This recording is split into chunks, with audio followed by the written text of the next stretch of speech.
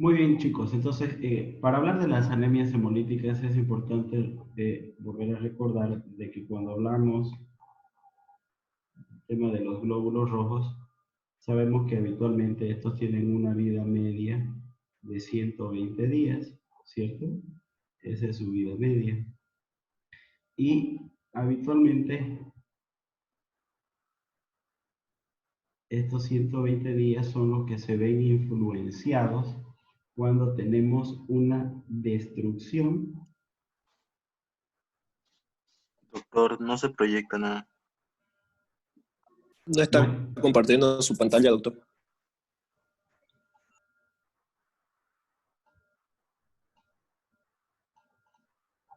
Perdón. ¿Ahora sí? Sí, doctor. Sí, ahora sí. Bien, entonces les decía que es importante conocer que cuando los glóbulos rojos sabemos que tienen una vida media de 120 días y estos glóbulos rojos son destruidos, pero estos glóbulos rojos que son destruidos habitualmente son normales, son jóvenes, no tienen ningún problema, habitualmente, ya estos disminuyen su vida media de estos glóbulos rojos y es así que habitualmente cuando estamos frente a los procesos de hemólisis, una de las características importantes es que se reduce o disminuye el tiempo de vida media del glóbulo rojo. El glóbulo rojo, ustedes saben que dentro de su composición tiene hemoglobina y la hemoglobina lo que hace, ¿no es cierto?, es agarrar y captar oxígeno. Por lo tanto, cuando yo tengo una destrucción de acá, de los glóbulos rojos, por un fenómeno de hemólisis, por una disminución de los glóbulos rojos, lo que va a pasar es que va a haber una hipoxia tisular. Frente a una hipoxia tisular, lo que se va a hacer es estimular la producción de eritropoyetina. La eritropoyetina, ustedes saben, va a ir a la médula ósea y en la médula ósea va a ocurrir dos cosas. La primera, que se va a estimular la eritropoyesis y uno de los precursores, que se llama proeritroblasto, que aquí precisamente en esta fase de proeritroblasto es donde se comienza a formar la hemoglobina, ¿listo? En esta fase de proeritroblasto, entonces agarra la hemoglobina para que se pegue el oxígeno, es donde está fallando, y este proeritroblasto lo que va a dar lugar finalmente a una célula madura, que son los reticulocitos, ¿cierto? Entonces, en una situación cualquiera común en el que se ve influenciado la disminución del oxígeno y que esta es interpretada como una hipoxia tisular, el común denominador que va a haber es un aumento en la cantidad de reticulocitos. ¿Listo? Habitualmente eso es lo que ocurre en primera instancia. Luego lo que ocurre es de que yo cuando estoy frente a una destrucción de mis glóbulos rojos, estos glóbulos rojos en mi médula ósea va a intentar esta médula ósea compensar esa destrucción de los glóbulos rojos y lo que va a hacer es regenerar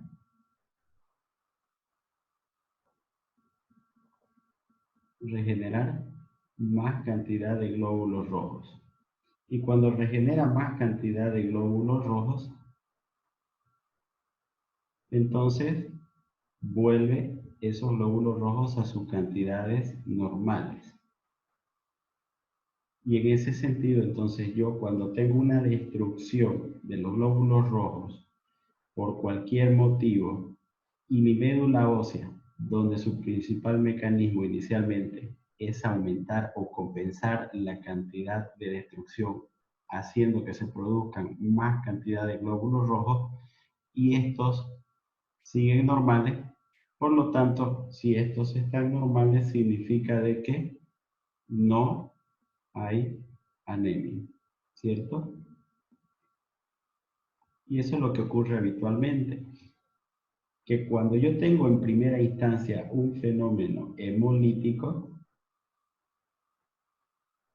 y mi médula ósea funciona adecuadamente gracias a que yo tengo tres situaciones, gracias a que yo tengo vitamina B12, gracias a que yo tengo ácido fólico, gracias a que yo tengo hierro, agarra y produce más cantidad de glóbulos rojos y de forma intermedia los reticulocitos comienzan a aumentarse. Pero no llego a tener anemia. Este proceso lo vamos a catalogar de dos maneras y tenemos que saberlo. Que en primera instancia las hemólisis, ¿ya? En primera instancia las hemólisis pueden no dar anemia.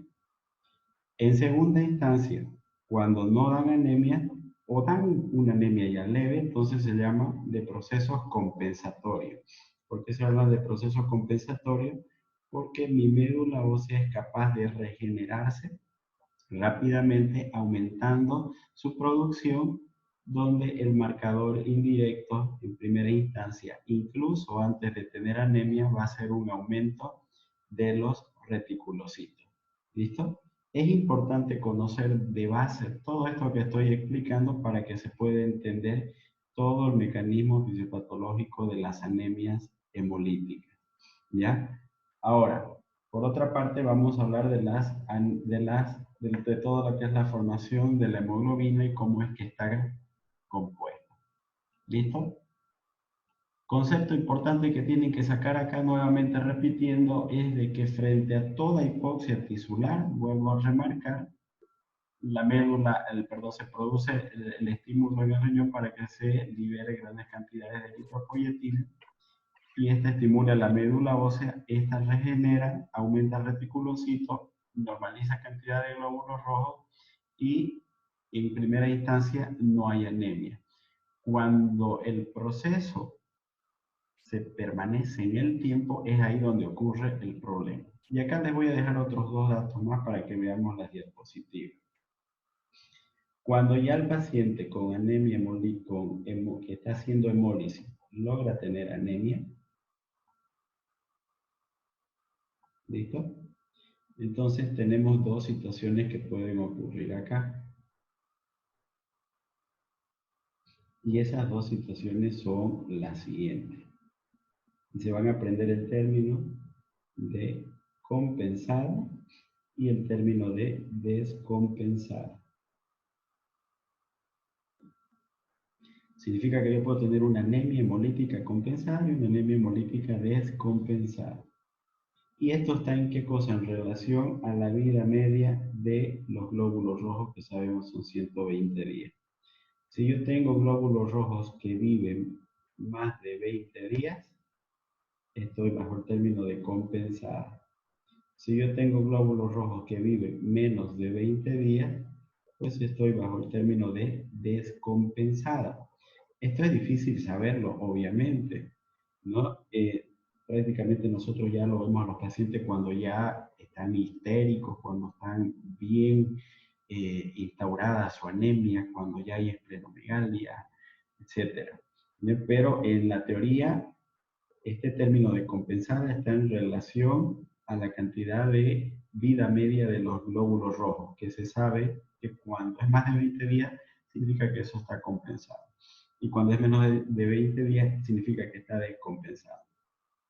¿Qué puede descompensarlo entonces para que la vida media del glóbulo rojo esté destruyéndose de una forma más apresurada? Y entonces aquí hay otros motivos. Y dentro de uno de estos motivos están estos de acá.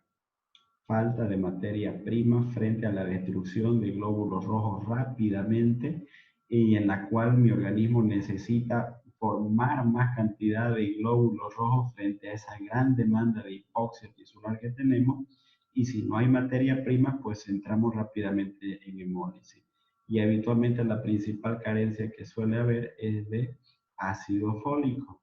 Si no hay ácido fólico, no hay formación del ADN. Si no hay formación del ADN, pues tampoco hay formación de los glóbulos rojos. Y en segundo lugar, las descompensaciones pueden deberse por múltiples factores dependiendo de las causas que lo originen. ¿Ya? Entonces, este es el otro mecanismo que también tienen que conocer.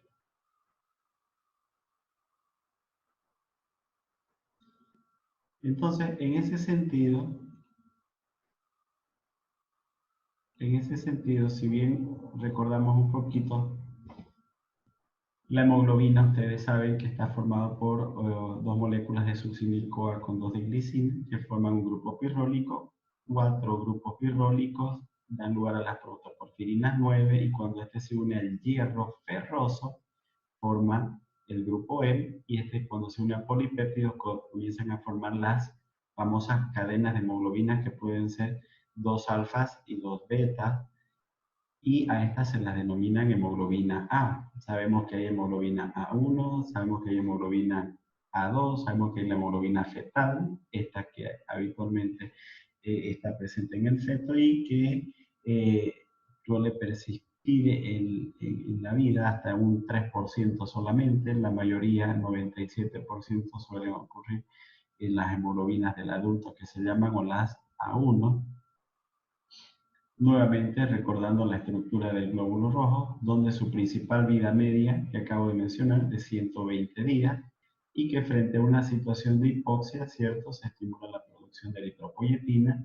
Y aquí, en la fase de precursor, es que no tienen que olvidarse que acá este precursor, en esta fase de precursor de proeritroblasto, es ahí donde se capta la hemoglobina. Y ahí recibe lo que da lugar al eritroblasto basófilo, al ortocromático, luego sale su núcleo y se convierte en un reticulocito. Bien, ustedes también saben que la mayor composición de este glóbulo rojo, que tiene forma bicóncava, es agua, no tiene habitualmente núcleo, no tiene mitocondrias, y la energía lo tienen a partir de la fermentación láctica. La hemoglobina, ustedes saben que posee obviamente el hierro, captado a partir de la fase de proeritroblasto, y que tenemos 3 formas de hemoglobina habitualmente. La que va unido al oxígeno es la oxihemoglobina, la que va unido al dióxido de carbono cuando ocurre el intercambio gaseoso pulmonar, que es la desoxihemoglobina, y finalmente la carboxihemoglobina, que va unido al monóxido de carbono. Esto en los casos de incendio, habitualmente cuando se despega bastante cantidad de monóxido de carbono, este suele tener mayor afinidad por la hemoglobina que el mismo oxígeno, y por lo tanto tiene aproximadamente 200 veces más afinidad que el propio oxígeno, y es desplazado habitualmente el oxígeno por esta molécula cuando está presente.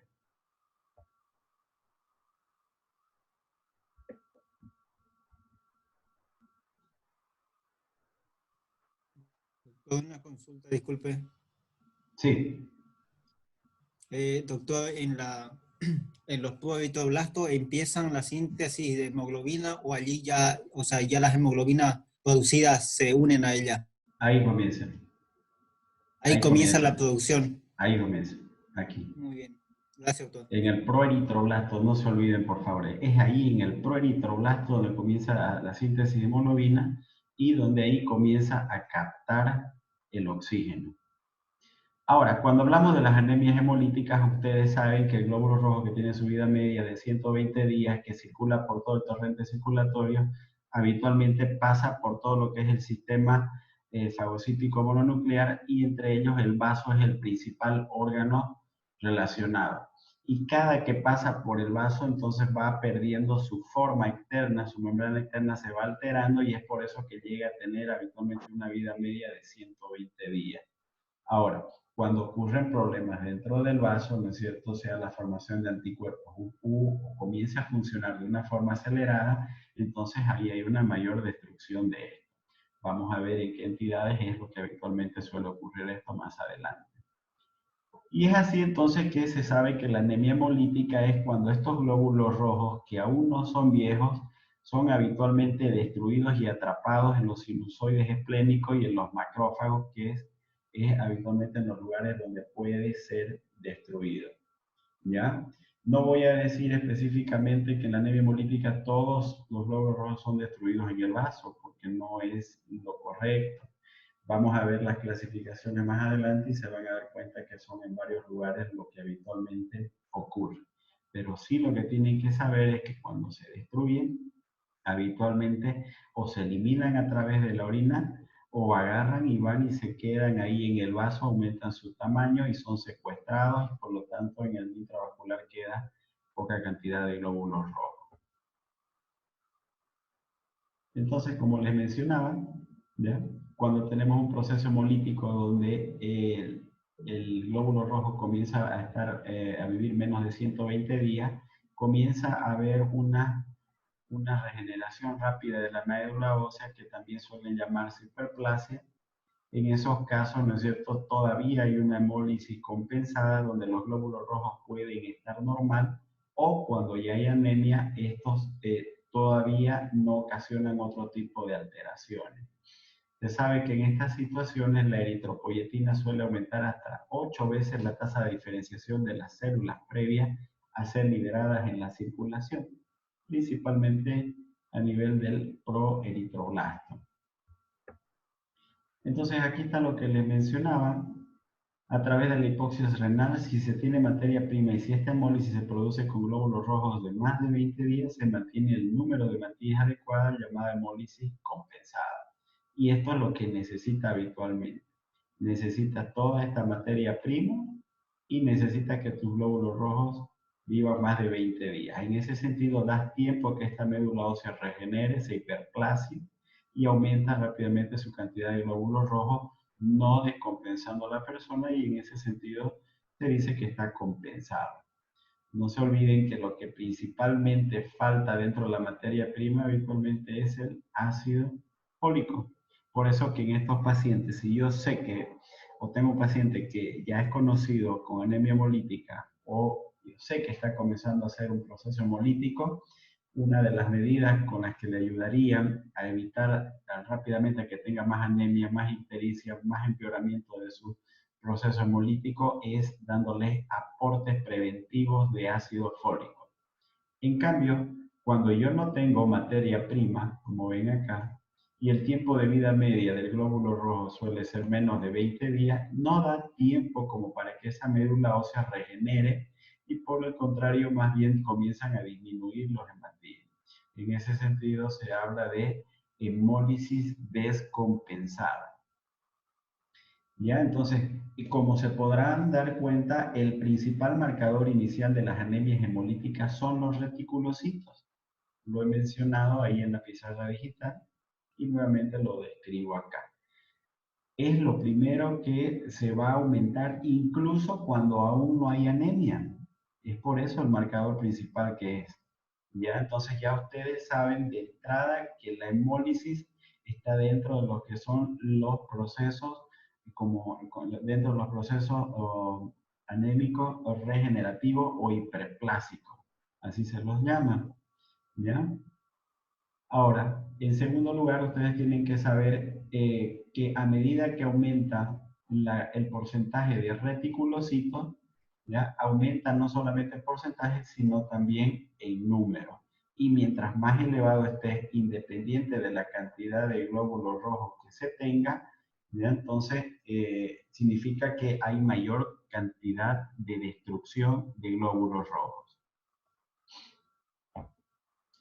Entonces, miren, esto es importantísimo, importantísimo que lo sepan si es que ustedes tienen en algún paciente la sospecha de anemia hemolítica. Los vamos a dividir en 3 pasos, ¿listo? 1, 2 y 3. Y en ese orden vamos a seguir. En primer lugar, ustedes a ese paciente que tiene esplenomegalia, que tiene anemia, que está ictérico, que es la triada de la anemia hemolítica, ustedes le piden en primer lugar reticulocitos, ¿cierto? Entonces, ese reticulocito me pueden informar 2%, me puede informar 3%, me puede informar 4%. Yo no me voy a quedar quieto con ese valor, voy a hacer la corrección en relación a mi hematocrito. Entonces voy a sacar el índice corregido de reticulocito.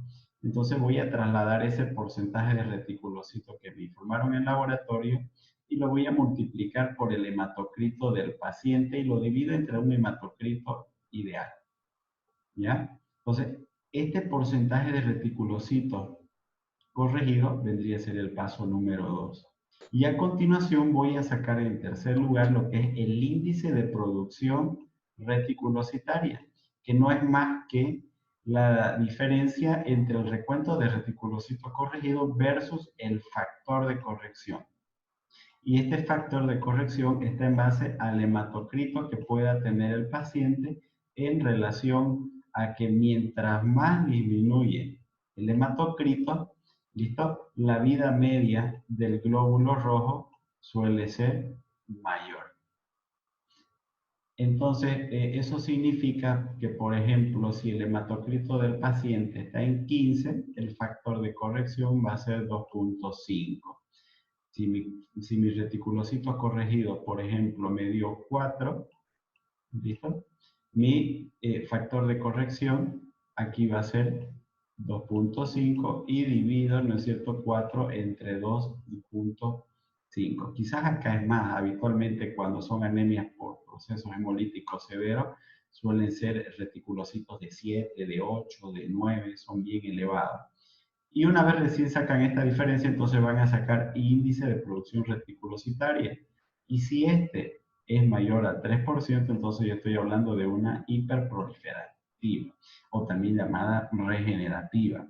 Habitualmente, como les mencioné inicialmente, frente a una hipoxia tisular, mi médula ósea lo que agarra es regenerar rápidamente más cantidad de glóbulos rojos, y es de ahí que viene este término, hiperproliferativa o regenerativa. Cuando es menos del 2%, estoy hablando de una hipoproliferativa, y cuando está entre 2 o 3, significa que es apropiada en respuesta en una anemia leve, pero cuando esta hemoglobina es mayor a 10 o 11, significa que esta es más severa.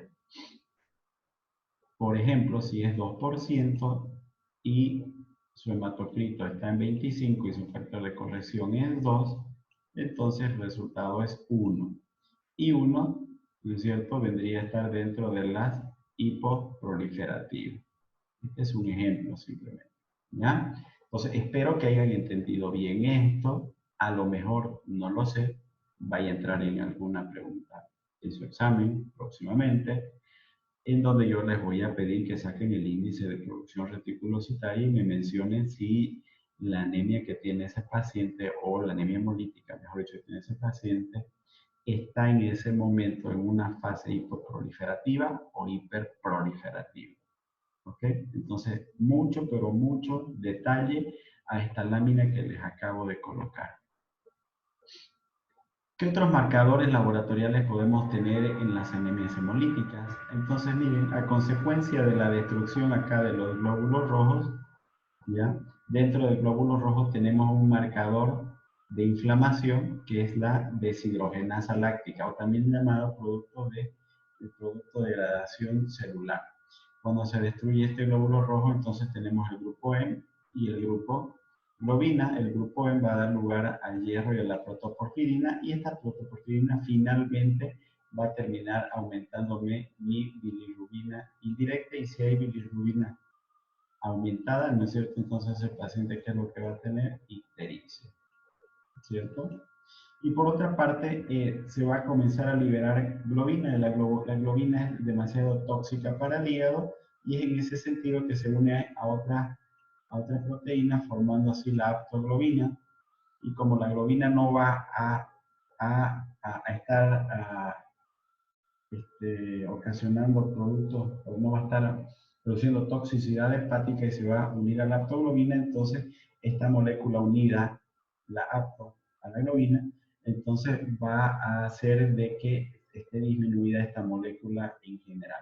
Y esto se convierte también en un marcador de Morrissey.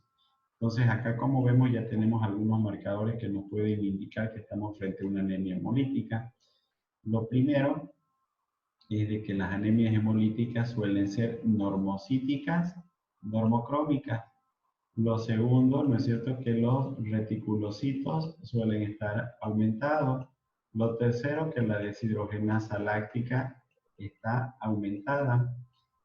Lo cuarto, que la bilirrubina indirecta suele estar aumentada y como consecuencia hay ictericia.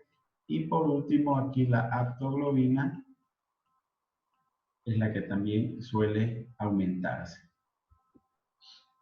Bien, entonces miren, acá lo tienen todo el laboratorio en sí de un paciente que tiene anemia hemolítica. Por favor, no se olviden y siempre recalcando que el principal marcador son los reticulocitos.